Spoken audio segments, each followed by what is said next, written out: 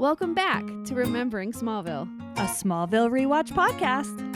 I'm Daniel. I'm Nicole. I'm Kim. And I'm Brett. Season 1, Episode 4. In this episode, Clark discovers that he has X-ray vision, but struggles to use it properly.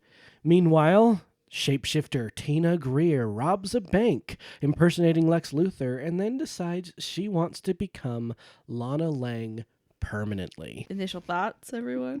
All right, Virgin, tell us what you got. Oh my gosh, this episode was full. I loved it. There's another parent killing. That's for later. But it starts out with Lex robbing a bank. Can I just say it was so fun to watch you just be completely baffled as to what Lex was doing? As someone that's already seen it, clearly I know what's happening, but just watching you be like, what is going on? Did you think, why does he have a backpack?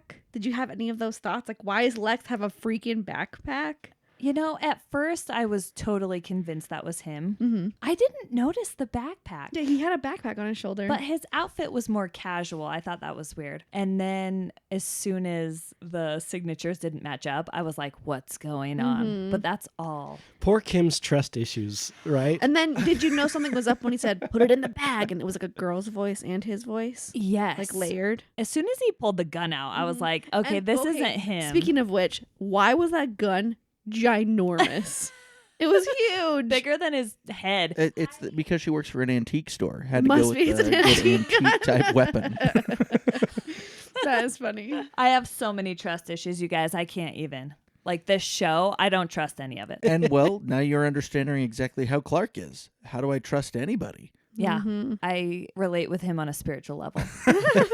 Yeah, so Lex, in quotes, successfully robs this bank of $100,000, which does anyone seem like that's not enough for Lex He wouldn't Luthor? even buy a house. I know, right? Why does Lex Luthor need $100,000? But he's empty his right? You know? accounts in cash, $100K. That's not. I didn't even think of that. It has to be just his Smallville accounts, right? Because Seriously, he's got. he probably has his offshore banking. Yeah. And Well, and stuff. they didn't empty his account. That's what he asked No, for. And then it's it true. went to straight robbery. So how much he made out with. True. Sure, I should say she Wait. made out with. And if you notice, he said fill the backpack. Uh-huh. It was not full. No, it barely covered the bottom. Yeah. 100K. How much is in one of those packs? 10? Yeah. So he got 10 little packs of cash, right? Not that much money. But for a teenage girl, that's a lot of money. I need to look up, is Michael Rosenbaum left-handed? Because he signs it with his right hand and it looks uncomfortable. As a left-handed person myself, I'm pretty sure he's He left-handed. signs it with his right hand. Just going to lean into a tease on this for future reference. Take a note of what hand he writes with. This Yeah. will be important. We'll keep an eye. Is he? He is left-handed. See, that's what I thought. He's holding that pencil real weird. Nicole, the fact that you would even notice these little details, this is why you are in this podcast, because we would never notice a red yo-yo, and if he's uncomfortable signing something with his right hand. Yeah, there's no other reason for her to be here, right? It's for the details. I love it. So Lex makes out with his 10 little stacks of cash, runs through the town, gun in hand. He knocks that lady over and she does like 3 full spins, falls on the ground. But she's still holding her flowers. I love the symbolism that he falls into like sunglasses and eyewear because it's like the X-ray episode. See? Amazing. And then awaken the X-ray vision. First time. And not only does he see X-ray stuff, but he also sees all this green goop on a skeleton, and he's like, "Oh my gosh!" Maybe all skeletons are like that. He doesn't know. That's true. He wouldn't know what a live skeleton looks like. Mm-hmm. Poor Tina's mom. She's just. These parents in Smallville have to go through a lot. The most I've ever have to go through with my kids are minimal. Just some attitude, maybe. Yeah, and you never have to worry about your kids pushing you downstairs and killing you. Okay, I have a problem with this. Let's talk about this. There are car explosions in every episode. Nobody dies. But the mom simply gets pushed down the stairs and dies. She cracked her neck. In the defense, she kind of rolls down crazily. It's not just like I She still wasn't don't trying buy to it. like brace herself or like grab the railing. She's like, I'll just tumble. maybe she's Just just roll frail down. and old. And Kim, who is Tina? We get to see Tina's real face. Who is Tina? Oh my Where are we seeing her? gosh. She's Janice from Mean Girls. Uh-huh. I don't watch Mean Girls very often, but I just showed my youngest Mean Girls for the first time. And so as soon as I saw Janice turn from Lex to her, I was like, it's Janice. Love it. The effect of the transformation isn't bad. It's fine. It's doable. I don't have like any huge critiques for it, especially for doing it then. They did a good job. They could have simply with a sound effect only, but they actually do but the some camera CGI. goes away. Well, I've seen worse in modern TV, and I've Yeah. seen better and even older, but still, like, not too thought it bad was there. Great, yeah. It is a little dramatic the way she falls down the stairs, but yeah. I love that Tina's like initially, oh no, Right. my Bef- mother, oh no, let me do the right thing and call the police. And But then like the something crazy hits. well, like I love the symbolism, like she's freaking out, she's acting as a normal child would do, and then she looks at herself in this cracked mirror and it's like she's cracked. Yeah, broken Yeah. image of You know, herself. she's just Yeah, done. she's like, I'm too far gone. In this episode, they were like, let's take the symbolism and dial it to 11. Yeah, it's like everything means everything. I And know, I'm right? broken. And I like that because right now in this part of Smallville's run, it's very episodical. Like there's a bad guy for an episode. How do we handle? But I like this episode because it's the whole X-ray. Like he's learning how to do X-ray vision. There's a lot of fun things that happen throughout the episode that deal with his X-ray vision and totally how a teenager would probably handle that, right? And we get a lot more depth out of Lana. Yeah. Again, adding more and more dimensions to each character. So for Clark, what powers have been shown in these 4 episodes? What does he have? Yeah, we've been able to see Speed. super strength, speed. We've been able to see speed reading. Watch some speed reading. That was episode 1. Obviously, X-ray vision. That's new. And then we've seen kind of like an impervious to Physical fire, harm like and fire. heat Mm-hmm. and things hitting him. Someone crashed him through a wall with a car and he was like super fine. He was able to take electricity. Like you've seen that he's not. It's really his difficult to hurt him. Body's like stone.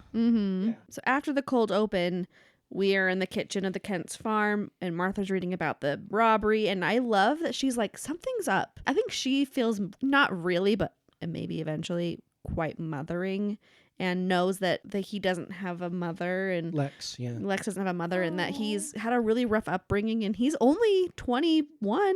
He's not that old. He's not like he's like some 30-year-old man. She knows if my kid was 21 and was sent to a place he doesn't know and doesn't know anybody, that's rough. Yeah, she tends to have a soft spot for people that where Jonathan has a bit A of judgment. a harder. Yeah. He has a judgment for them while she has compassion. And from what we've seen so far, she's the voice of reason. We Yeah. just through all the show, you get emotional pretty much everywhere, and obviously she cares, but definitely the voice of reason. You know, and we learned that Lex had like 200 witnesses and an alibi that's solid. So Yeah. it wasn't him, but they don't have an explanation. So that makes it heckin' weird, right? Man. So then they just know, oh, that's weird. And I love how everyone's like, well, that's odd. And then they just move on. Exactly. Like, well, we can't put him in jail, but man, that's really weird. I Hopefully guess they'll we'll see find if we something can out. figure it out. And then, we come to the high school and it's time to do the rope climb. Now, they don't have any mats below those ropes. I didn't even notice. So, Just straight gym floor, man. yeah, like, I know this is like 2001, but it's not like it's the 40s or something where they just wouldn't have had any Precautions? Yeah. Yeah, they just Is went that straight a for it. thing? Do they still make kids climb ropes in modern high schools? We didn't. I never did. And we get to see Clark. He looks at Pete and he sees X-ray, but a different scan. It's not the skeletal form. He's seeing all of the muscles. Muscular And things. And I thought it was a good little detail that he gets head pain first. Yeah. it's like eye strain. I wrote down in this episode, Kryptonian puberty sucks. Yeah. Like, Normal puberty sucks. So this is times know, a right? million. and then after he falls, we get another version of the X-ray, which is being able Through to see walls. something normal through another through object. solid objects. And he gets the best sight that any teenage boy would kill for. Of course. And the music, say ooh, la la, say ooh. Like, come on. Oh my gosh. Of course he wouldn't stop looking, right? Like, that's so hard. You're seeing it and you're like, I never want this to end. I never want this to end. You can kind of see that.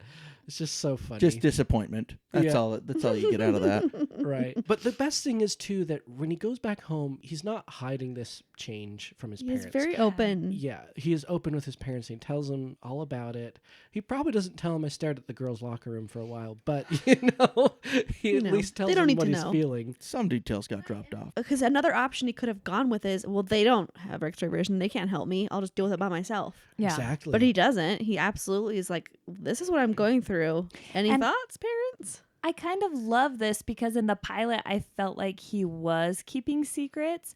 And so each episode, he trusts his parents more and more. Ooh, good Mhm. thought. And Yeah. becomes, and we're the type of parents that we're like, please tell us anything. You'll get in more trouble if you keep a secret. And so, yeah, I think our kids are pretty awesome that way. They're pretty open with us. It helps to be an open parent in the first place, too. When you're open with your children, they'll feel more. I'm not going to lie. I love that, but you have to have thick skin, Yeah. right? I remember when I got out of the shower and Bryn was like 3 and she looked at my like stretch marks on my stomach and she goes, I'm never having kids. But she felt comfortable to say things like that. So I get the honest truth all the time. So I've had to have thick skin. Same with Brett. Definitely can be hurtful, but at the end of the day, that's what you want them to be, is open. Mm-hmm. Well, my niece, I have some red on my arms, and she looks at me. We're all like swimming, and she goes, "Your arms look like a strawberry Pop-Tart." I was like, Thank you. "Thank you." Kind of. Thank you. I look delicious. I was like, "Oh, thanks." So, but at least Clark's not insulting his parents' bodies. It's true. There you go. Yes. We missed those episodes whenever they. We missed that time period. So then we get Tina and Nell coming up to see Lana, and we have a Nell apologist just for you, Nicole. We have a Nell apologist Disgusting. coming up to tell Lana that Lana has everything she could ever want. You have the perfect life. And quite honestly, Lana does basically have anything she could ever want. Like, that house is Besides her beautiful. parents. Yeah. We saw what happened to them. Despite that, though, her life is pretty dang good for not having parents, is what I'm trying to say. Yeah. Oh, sure. Yeah. And she Sure, turned sure. out pretty good. She's helping her aunt clean out clutter. What a good girl. And Doing her then she's chores. nice to Tina as Tina tries to leave these Yeah. ever so not subtle hints. Oh, I know. Well, I think we're assuming that they were friends. They've always kind of known each other and probably been in every class together growing up. I kind of love shows like this because you don't see her until this episode and you'll never see her again. But they just are like, oh, yeah, I've always been here. Yeah. And it's like, oh, yeah. Like, And as a viewer, you totally with- buy in. Hook, line, Yeah. and sinker. You're like, Yeah. oh yeah, there's already a connection. Clearly, they've been friends before. Yeah, back at the old episode, the last episode, Trevor, who's always been on the football team and always been abused by the coach. Like, of course, yeah, we knew that. Yeah, it's really, to me, that is a sign of good writing. Is- And good acting. good execution writing and of good it. acting, but just being able to allow all the viewers to fill in those gaps. And so, tip to our writers. Thank you for that. And then when Clark is walking down the street, we get him getting more X-ray vision and staring at people as they walk by. It's a good thing people in Smallville seem a bit self-absorbed and aren't looking around at each It's other. a good thing Clark is cute and That's true, nice too. because And they just otherwise feel he'd flattered. be the weirdest person. yeah, so Clark's eyes hurt. He sees some X-ray vision, but then he sees Tina with her goopy green skeleton for about a half a second and sees her walk into the shop. And Clark's like, ooh, yeah, Mom, let's go in there. And she's like, okay. Mom, didn't you need to go to the antique store? And she's like, oh yeah. So like she was planning on it, but good old Clark remembering what his mom needed to do. He's literally running errands with his mom and just being helpful. What the heck? And then we see Rose Greer. That's Tina's mom. She's running the shop. And she calls her Mrs. Kent. Oh, I mean Martha. Telling us as watchers that that's So Tina. it's a weird conversation, kind of awkward. You can tell something's wrong. Then she goes back and looks for the lamp. I love how she comes out and she's like, it's not ready yet, next week. And Mrs. Kent is just okay with that. She's like, all right. Sure. It's small town for Small you. town Okay, town. no big deal. Yeah, Martha sees a wad of cash hidden know. under the. I thought it was a book at first, and I'm like, why would she care about that? Well, can you imagine just seeing a wad of cash like that just lying around? And geez, she is a bit nosy enough to go and pick it up too, Oh, and then the best part. A client paid me in cash. This is a client that just brought in a bundle of cash at an antique store and I've said, been looking for this all day. here's a cool 10 grand that you just dropped on the ground because you're an airhead. Yeah, definitely suspicious there. That's why your lamp's not ready. I suck at managing my life. And just notice how they walk past a cabinet that's holding her actual dead body. That's True. so creepy. Oh, True. good call out. Good thing she hasn't started to smell yet, Okay, right? so I know we already She mentioned would this have. before, but really what you're learning from this, if you haven't learned it from all the episodes so far, trust no one, and Clark trusts no one. And if you're a teen, you will kill your parent. So we see Tina take Martha's keys, and I thought she was going to impersonate Martha. Anyone else think that? I know, right? yeah. You might- But that no, would make she sense. ends up impersonating Clark and tries to kill Martha. This is her first attempt at murder for real. Yes, because she accidentally killed her mom. Mhm. Or So- the stairs did. I don't That know who was we not- blame. It was not intentional, but this one, It was absolutely intentional. full on intent right there. Can you imagine seeing your child trying to run you over? That's some trauma for Martha. But then immediately Clark is there, and she's Right. like, "What?" And the truck gets driven away, and then we see that they have found the truck. The police have found it. They'll go pick it up later, and this is where we get the theory, and we learn that Tina had a rare soft bone disease, Ooh. and that she suddenly yeah. became better Yeah. after the meteors hour. And Clark is like, "Ah, I see." He's putting the dots together. And can I just say, I love how like Martha and Jonathan could just be like, I don't even know, Clark, you're going to have to figure this out on your own. But they're doing their best to be parents for this alien boy and attempt to help him and just accept his powers and like help him gain control of them. Like, I do love that. Like, they're just so like, we have no idea what's going on, but instead of just bleh, whatever, they actually like help him and they're like trying to help train him even though they don't even know what they're doing. It's just so Yes. great. What a great family dynamic. Well, and I really do love this scene. We're seeing with the Clark and his parents here because you get to see the very serious, the educational side of it. And then I really love this little banter he has that he's going to help him learn this skill, focus on my hand, see what's in here.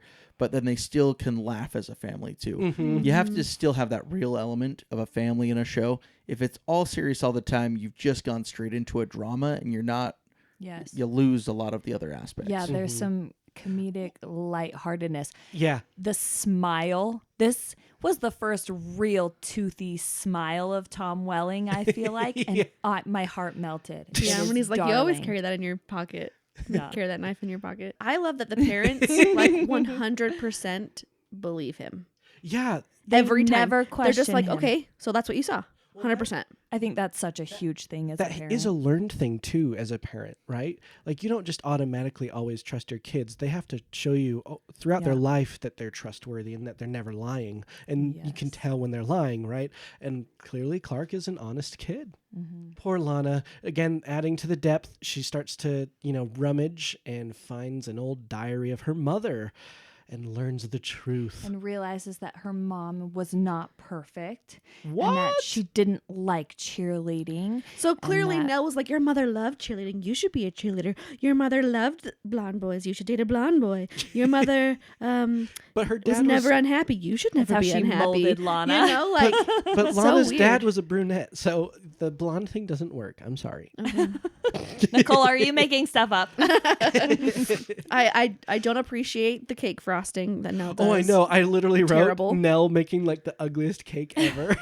Like if she was like putting coconut or something on it, it would look like that. But she's just messing up frosting. And Lana comes in super mad, probably offended about how the cake looks, and also is like, You know, it was an amazing cake. And they're like, just like mess up touch the it. edges. Yeah. And then she made it worse. Yeah, and she comes, "You lied to me about my mother." And Nell's probably like, "What?" Well, I would wonder, Total teenage storm off. for me, finding out my parents were not perfect, but actually more like me would mean more to me than knowing thinking they were perfect, if that makes sense. And isn't that what Lana says? She's like, I've been trying to live up to this Perfect. fake perfection, and now I don't have to. Mm-hmm. Totally validates how she feels about her own stuff. It's very realistic drama, but Yeah. at the same time, I don't think I'd be. I don't know. The thing is, the only reason she's so mad is because Nell must have been saying some like, "Your mother's perfect." There's like an unachievable level of perfection. Well, she had good days and bad days, and like she always was honest, and she did what she was passionate about. Like that's all good things. Maybe she was stuck in, because Lana was a toddler, right? Who was Maybe. dressed like a princess when her parents died. So maybe she was stuck in that, like, everything was great. And then as Lana got older, she didn't change her story with her maturity. Yeah, she Oh, has some Arrested good. Development there. Yeah, look at that. Yeah, and it's like some imposter syndrome. Like, Yeah. I can't be my mom, but I feel like I have to be. Mm-hmm. I wonder how much Nell was like, your mother never would have done that. Seriously, like just some weird like And manipulated mental gymnastics to try to get her to behave. I just cannot believe how much Nell has become a talking point for the amount of screen time we have. I forgot she was like a character, and now this rewatch is just I have a fire burning for in Nell. me. I just want to know if any of our listeners are Nell sympathizers, please comment and let us know what you think, because And just so you know, if you do, you're wrong. Do you ever find out what happened between her and Clark's dad? Like, why was she I all don't think flirty? so. I And don't think we then- do. I just think that it was a bad decision. Bad pilot decision. We get that. Okay. Crazy. maybe they had planned to have some drama around it in the beginning and then just didn't go And with it. everyone hated like, Nell, and they're like, okay. I guess we'll find out. Like, I am noticing so much more on this rewatch than I ever did watching the show the few times I've watched Sure. it. So we might actually see them actually doing something. Who knows? Brett knows. If we get any like Jonathan reciprocation, I'm gonna lose my mind. I will just be Unless inconsolable. Martha gets like possessed and drives Jonathan away. Which she would never do. She's perfect. Let's move on because I'm getting irate over here. That's two Vampire Diaries. All right, jumping forward back into the episode. And I think this episode takes a real big shift right here. Yes. It's like a whole B plot line. There's this reporter chilling on Lex's car saying like, "Oh, I know what you did." He mentions a thing called Club Zero, and Lex is like, "Don't you dare! Don't say that! Like that's sealed. You shouldn't know anything about that." I know. So this got me so excited for the backstory of Lex and like his growing up. Yeah. So we know that he had a troubled youth in Metropolis. And it's clearly bringing out the darker side of Lex too. You know, because that's what fear tends to do. Like when you're afraid of something, it tends to bring out some The of the fight or worst flight. parts in you. And so he's immediately like, you kind of see him shift between getting a little bit intense and then getting calmer, and like he is still trying to be better, but man, does this just bring stuff back. And he's already plotting, how am I going to deal with this? So the guy's basically blackmailing him, $100,000. I make the story go away. And Lex is saying, "I don't care, do what you want." But Nixon hands him his card. He takes it And he takes because he knows he has to deal Takes with it. it. Eyes are He's gonna saying look at it. otherwise. Right. And like Daniel was saying, you really see him get this emotional anger that's starting to boil up. And then he calms down and he goes, "You know, I trust your integrity, but you're a journalist," and drives off. So he totally like calms down to take a jab and be like, "I got to go process." Like I have to go plan now. You can tell Lex has done this before. Yeah, this isn't his first rodeo. You can also tell that he doesn't want to have to do it again. And I do feel like Lex... He wanted a new leaf. He wanted it. Yeah. Yeah, he sees Smallville as a new leaf and a punishment, you know, clearly. And you're seeing that more, which is Is fun. Metropolis like a big city that's like 30 minutes out? Yeah. It's yeah. There's an episode where you can see the Metropolis skyline from Smallville.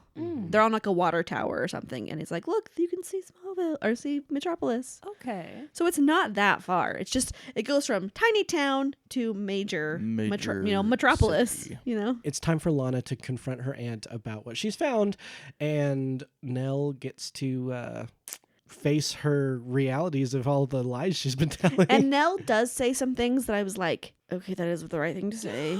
Can I you just say don't- that again? I just don't know if like we just don't have any backstory on it because Lana has such like a big reaction that it's like, well, that's true. Like your mother was a teenager and had these thoughts, but that doesn't do you any good as a 10-year-old to know that. But also like you say the right things now, Nell. Now that you're caught, we don't know what nonsense you were up to before. Hold on, we're just gonna go back just a second and hear Nicole say, "Nell said the right thing." I know. We have it recorded. You know what? You can say the right thing when you're caught to cover your misgivings from before. That's okay? true. I also wrote a note here that it seems like Kristen is like doing a little bit less breathiness with her voice. It's not great though. It's still there, it's still but there. less. You're right. And so I almost didn't recognize her when I first watched the show. We first started doing a rewatch because I'm like, her voice is so different. It's so much more airy. It's because later she really does change it. Well, if you've ever watched Downton Abbey, season 1, Mary's voice is, "Oh, it's up here and it's kind of high." And then But it by gets the down end, here by the end, she's like Yeah. so low and British and powerful.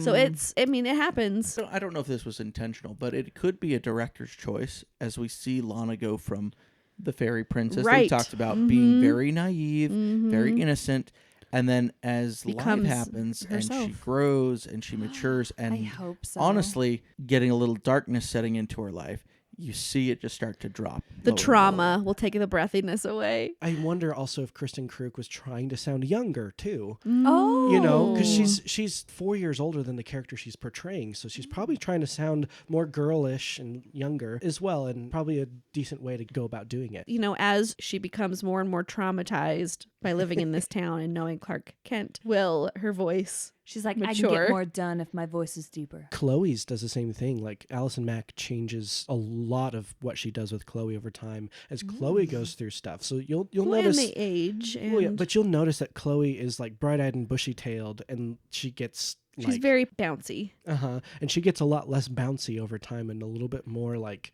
Gritty. dramatic and gritty, and it's very interesting. Just the evolution that they took their characters down is great. I'm excited to see it. Think about how attached you would be to that character For for 10 10 years. years. Yeah. Like It almost you would become have part of you. Oh, totally. 100%. You would have such an attachment and be so proud of how you grew and evolved into that character. That's one of the favorite things for me is about the later seasons. All of them have matured as actors, and the story also matures with them. And so I really appreciate that. How fun. Shout out to all media freaks. We can't help you, but you can help us by following us on social media at Remembering Smallville, and our link is in the description. So we get creepy Tina chilling, and then creepy Clark looking at creepy Tina from trying across the hall. trying to stare through here. That just again because Clark said nice guy. And if he were looking cute, at- right, Kim? Yeah, which is terrible. If he looked like Bug Boy, all of a sudden there's a second Bug Boy Wait, here. Bug Boy before? But Bug Boy was cute. Bug Boy before, creepy. Which is so terrible that we go with that. We don't have to worry about him looks. anymore, though. That's a whole episode ago. So Lives because forever in our Clark is minds. cute and kind, he can just stare at So people we have weirdly. Pete and Chloe wearing green, And being like, her- Clark, stop staring at Tina. Like, And she's not that interesting. Some foreshadowing dropping in. Oh, it's basically her clone. It's basically Lana's clone. Right. And they did cast someone who looks just like Lana. I actually wrote clone in all caps, and I was like, Chloe the freaking seer. She just like always sees through everything and makes comments. It's so great. Yes. Yeah. Oh, and then there was a thing I wrote here. When Whitney comes out with Lana, and he says, I swear she's been low-jacked. And I looked it You up. don't know what low-jacking is? I've Oh, never man. known what Oh, low-jacked is. Daniel. Just so you guys Tell know, us what it is. Daniel is the youngest He of us. is. That doesn't mean anything. Yeah, it's a homing device that helps the police locate stolen vehicles by broadcasting a coded signal when activated by computer over a discrete radio frequency. So that's what a LoJack is.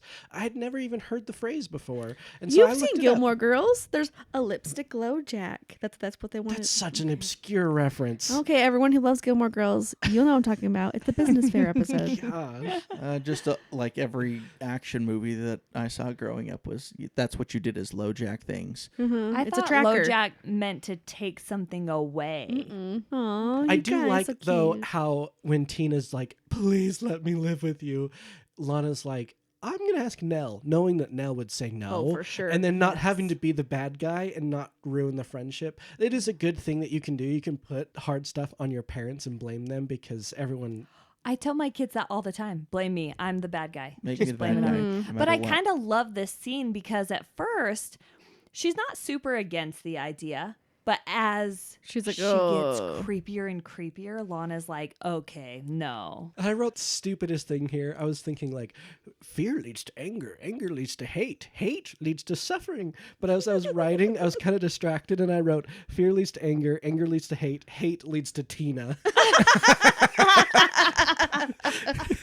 That is funny. That is a quote. Well, it's crazy because she buys the same sweater and then she found a green necklace because that's some deep Dedication. idolization here. And so she tries to say, let's live together, and in the end Lana's like, it's not a good idea, and immediately 180 Tina is like, well, I hate you now. Yeah. So Clark ends up using his juicy eyeball power.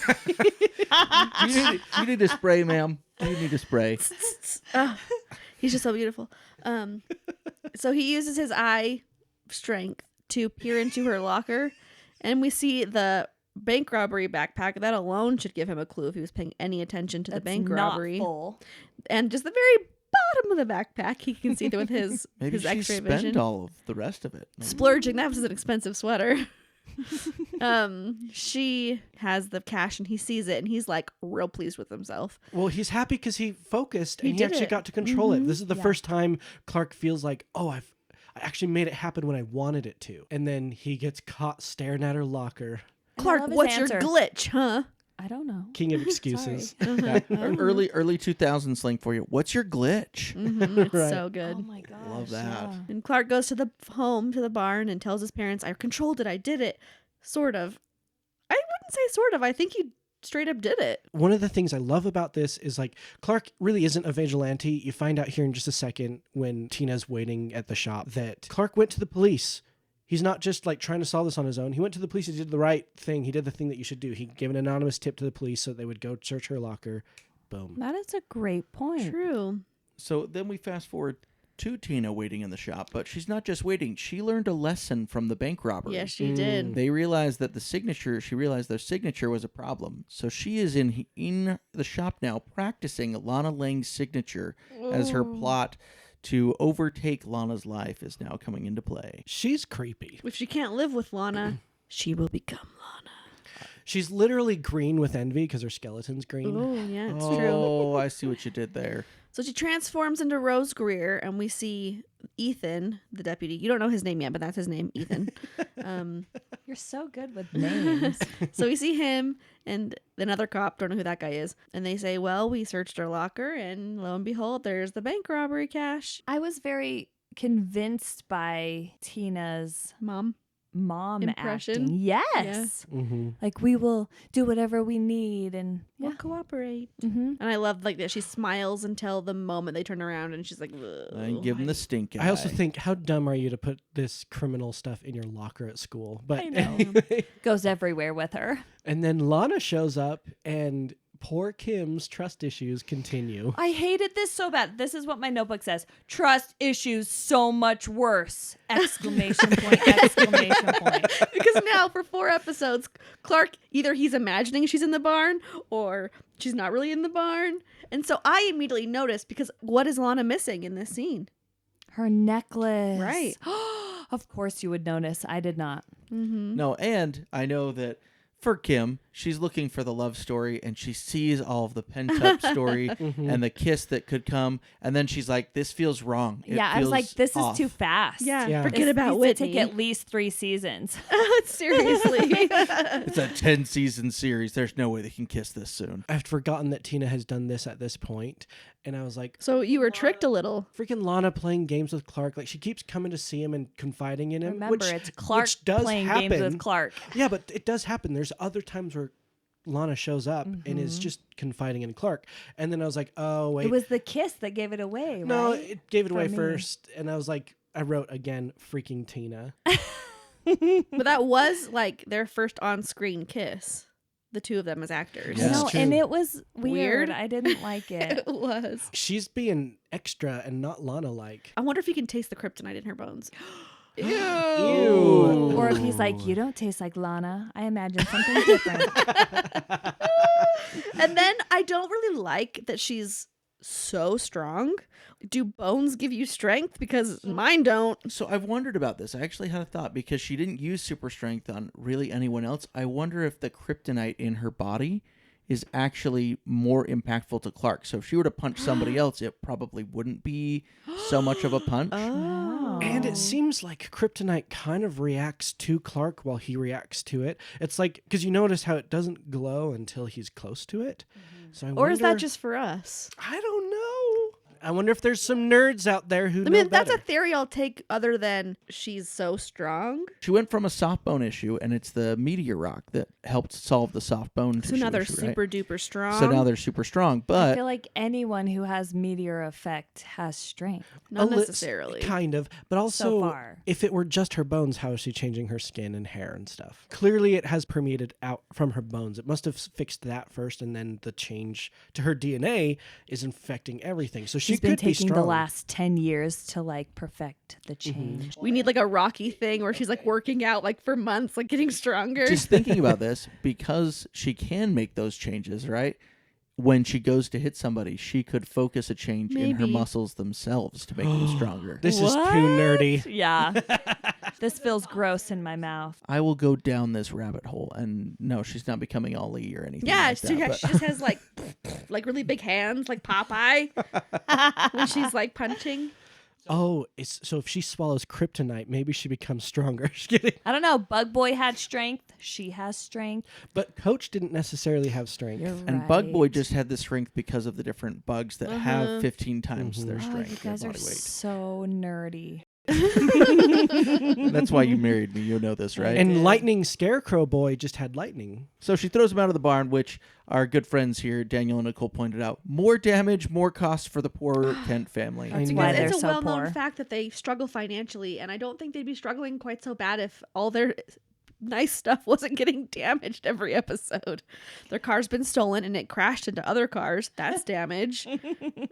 They had their, I think it was a cultivator broken by Bug Boy. Can we just talk about their insurance bill? Can you imagine their insurance just getting hiked? To have a kid named Superman. They're filing claims every other weekend. How much is the insurance bill? Well, more than your mortgage. Seriously. And they discuss, I can tell the difference. I've seen her skeleton. It's goopy and green. Is that a callback to Gateway Computers? I know. Her computer's a gateway. Is that compatible with Apple? Something? Not real, but she has the Mac still behind her. I know. Good Why is old she on a see-through Gateway Mac laptop? I love computers. it. With the see-through mouse. When Lana shows up to Chloe, did you think, oh, it's got to be Tina, or did you believe it was Lana? How long did it take you to like realize it was actually Lana? A couple minutes in when I was like, okay, she's her sweet. She's asking about her mother. Yeah. Mhm. So Oh, yeah. the sincere one. We have sincere Lana Sincere. here. That's perfect. Delicate Lana, not feisty Lana. Wants to make out with everyone. I wrote here in all caps, freaking acronyms, you know? It's PC. And then she picks up on the HC. other one, Yes. hard copy. And notice she's not in green. Chloe's not in green, but There her are green fur-lined accents. jacket. Yep. She does have green accents on her Yeah, shirt. I guess no green eyeshadow, but fur-lined jackets, man. Yes. I think she's cute. Anyway, So they pull up 1977's graduation issue, which happens to be right on top. They learn that the speech was not printed because it was controversial. That's why I want to hear the speech. What did she say? And by the way, you never get to hear the whole speech. That's You just rehear the first line twice. so annoying.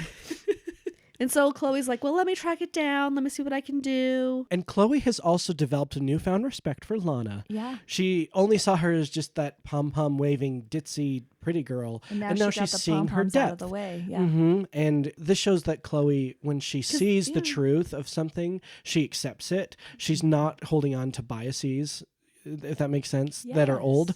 She has a flexible mind. And this is the start of their friendship. They're not friends up to No. this point. Like Lana and Chloe are not. Have they ever talked yet in the series? No. No, this This is their is the first first time. connection. And they'll build, a great friendship. The kind of the four of them, Lana, Pete, Clark, Chloe, they all kind of Will interact. they? And yeah, I mean they're all in high Aw. school together, so they have So after 4 years, yeah. yeah, they'll have bonded with trauma. That's their only What is it called? Stockholm Shared. syndrome or whatever when you like bond over trauma. Oh my goodness. I don't think that's Stockholm syndrome. No. But yeah. That's when you That's like when you fall in love Well, with your captor. Yes. okay, maybe But not whatever that. it whatever the is, syndrome it's is, right? happening. Comment below what the syndrome is when you I bond think- over trauma. I think bonding over trauma makes perfect sense, though. Like, whenever you does. go through stuff with people, you get closer. Yes. Okay, this next scene Amazing. So this is our very first sneak peek into Lex the villain. Yes. You get to It was see him. juicy. Oh, yeah, and you see him in this very calm, cool, collected, but really but maniacal. evil. Mhm. Maniacal. That's well, better. he's able to channel his father. Yes. Right? He has that capability in him and he's using it right now. And this scene's interesting too because it's dark in the room. There's only the firelight and like certain lights. Not all of the lights are on, you know. He's wearing an outfit that doesn't feel like light Lex, you know. This feels like the bad Lex. It's just so good. Right. So Nixon shows up to collect his blackmail cash and he says, go ahead, take it. Oh, but by the way, I'm going to make you disappear. And he's like, you're going to kill me? No. No, worse than killing you, and you're going to lose everything. And then he's like, He here, take the money blackmails back. him. And you think Lex has enough on him, and he goes, no, I'll do you one more. I'm not only blackmailing you, but I now have your brother. brother. And here's the cool part. So in the next scene, he takes him to the car The that Porsche. crashed off of the bridge. Right, because he completely flips, says, you work for me now. So he blackmailed him into being his own Mhm. PI, his own private Mhm. investigator. I And I'm know. like, ooh. Yep, he says, any story that's bad about me, you bury. Anything that I want you to publish, you publish. He completely 180s, flips the script 100% on this guy, Nixon. Someone came to blackmail him, and now he's got him in his pocket. So I'm excited to see where this goes. I don't know. It shows the genius of Lex. Like he can only get smarter from here, right? It's our first chance to see just how obsessed Lex is about this secret. He's not going to let it go. We don't see, because we're not watching this every moment of their lives, but Lex comes to their house, knocks on the door, comes in their kitchen. Like, he's obviously been building rapport with the Kent family. Because would you just be comfortable going over to someone's house and chilling No. and saying, oh yeah, I didn't rob that bank? Like, at the beginning, he's just there and in their kitchen. And Yeah. It's all casual, and you go, oh, wow. And I think that there's, again, always going to be this two-part. You know, he's building it because he genuinely likes Clark, but he also has to get to the bottom of this, and he knows that Clark has a major impact on it. This really is the plot of the next while. this scene is beautifully filmed. This empty room, car, some floodlights. Yeah. Where in the castle is this? It's like This a is where secret they basement. take people to tie up and question them. Seriously, it's like, It used to be the dungeon. because even if it was a garage, it wouldn't look like that. So I'll take it because it's good looking, but also, You're what? like, what? Like, where is this place? Mhm. So then we see Clark is then looking at his lead box again, and he can't seem to use his X-ray through the lead box. Yummy. Did you notice that, Kim? No, I must have been taking notes and looking Oh. down. And then Lana shows up, and this is actually Lana. Poor Kim probably didn't trust it. I still don't. No, but this was a cute moment here. There's this part where Clark says they're probably like a million years away. Who? His parents. His parents. His birth Yeah. parents. And I'm like, a million light years, maybe. I literally wrote that. I literally wrote a But million it's- light years, maybe, is what I wrote. That is so cute. That's the thing they have in common is they don't know their birth parents. Like, she knows who they are, but she doesn't know them. Yes. Mhm. I didn't realize it until just then. And I was like, oh, they're both missing their parents. Yeah, they're like Okay. orphans, essentially, you know? And they both have as good of a life as you can while being an orphan. Yes, and Pretty guess much. what? Lex has a parent, Mhm. and poor And Lex. he has way more money than these two could ever imagine, and Yeah. yet he will look at them and wish he could be them. Oh, This is them continually building that connection. They're connecting to each other on deeper levels than even attraction or similar interests could ever be. and isn't that how it should be? Right? They become friends and trustees first, which is a good It's a good a good foundation. start. Yeah. And I think Clark at this moment, because he's dealing with, you know, the Kryptonian puberty, is like, "Ugh, they could really help me with this. Okay, Kryptonian puberty is just going to be like, we'll probably have to do a hashtag of this. If you guys want to follow Kryptonian puberty, we're going to see a lot of this It's over the true. next 3 seasons. And here's how classy Clark is in this scene. He could have been focusing his juicy eyeballs on undressing Lana, and guess what? He was doesn't. listening to the conversation. There he you did go. not do that. Again, winning. Clark winning. He's so good. Mhm. Raised right. Hashtag raised right. Back to Tina doing her nasty makeouts. She is Tina waiting in the Lana. hallway, clearly waiting for Whitney. She definitely has a plan here. Like, it's written all over her face. She's like, Whitney, oh, this is the new me you like. And he's like, yeah, why wouldn't I? And hats off to Kristen Kruk for showing us a very different Lana than you'll ever see. I love when And there's no actors can do breathiness that. with her voice. She sounds a lot different. Mannerisms, realize. different ways they move their eyes. So she gets Whitney's Letterman jacket. Letterman? Letterman. I know 'cause you sports ball. letter. A I know sports ball. Leatherman would be that multi-tool, and that would be, Oh, Is that a real thing? Okay. yes, a Leatherman's a multi-tool. So she gets the jacket, and so I think we all see what's coming. At some point, she'll be impersonating Whitney. But then we get a whole scene change where it's Pete and Clark. They're going to, like, investigate, essentially. So I have a problem with this. She got his jacket, right? So when she changes into her mom, she's in mom clothes. Yeah. But she can't. The clothes have never changed. So she's in, really? Yeah, the clothes have never Notice changed. when she changes back out She of just changes Lana, and puts that cardigan on. right, when she changes back out of Lana, like, she's still wearing that pink sweater, and the Letterman is I didn't over realize that when she turns into her mom. Okay. So Clark uses his x-ray vision and sees in a cabinet inside the antique shop that there's a skeleton in there. it. He's like, essentially. we've got to Already get in so- there, and then Pete's like, why? And then king of excuses, just a hunch.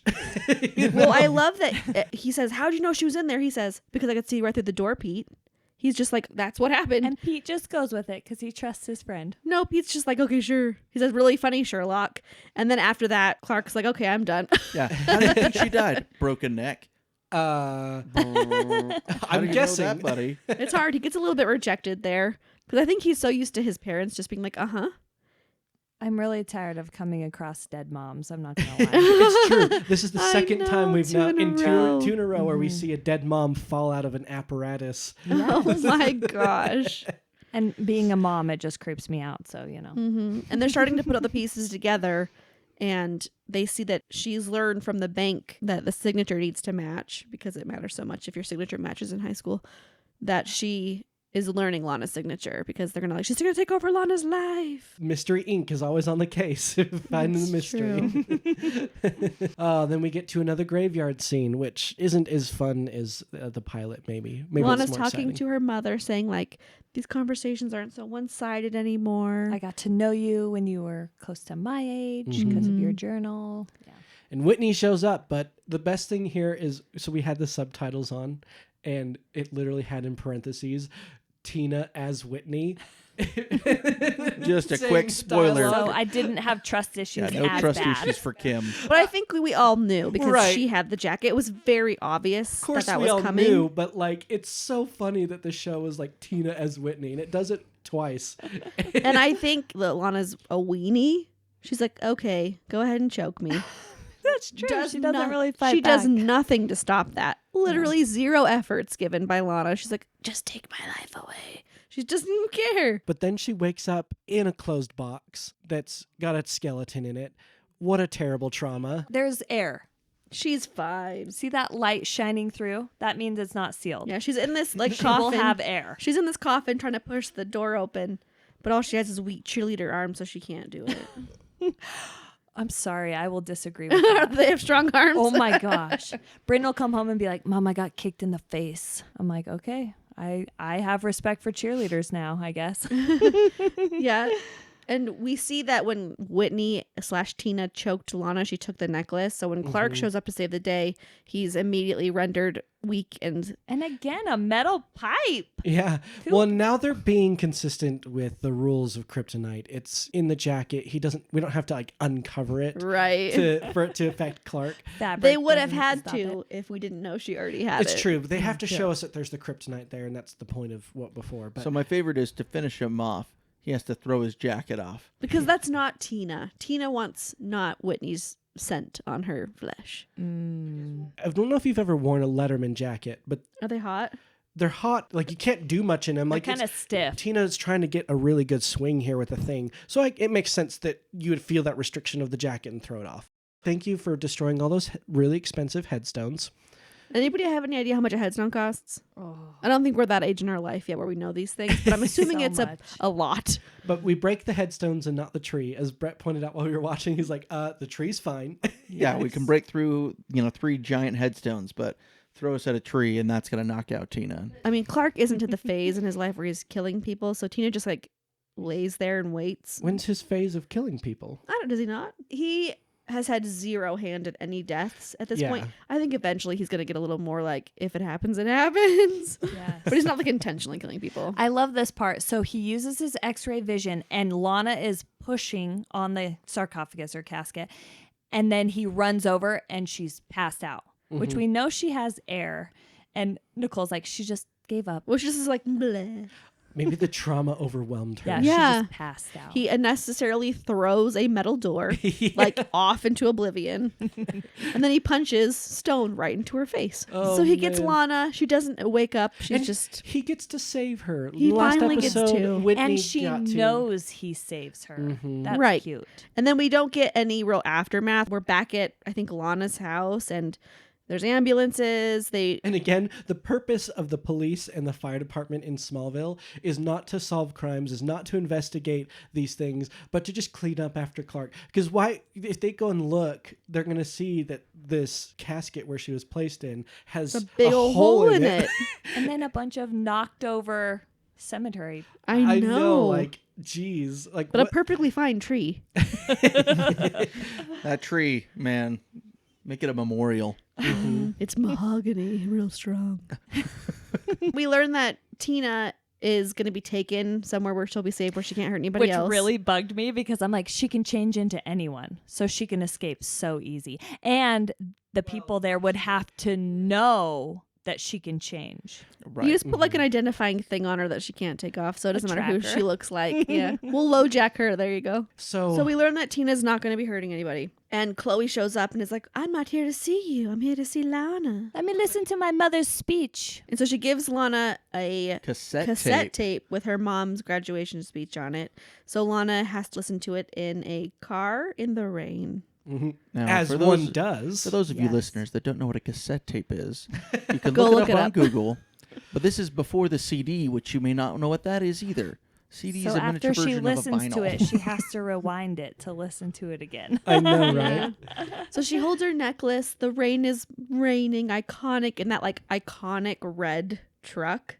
Yes. That's And- like so country. And Kim is pissed because slowly the speech fades out and the music takes over. She's like, wait, I wanted to hear the controversy.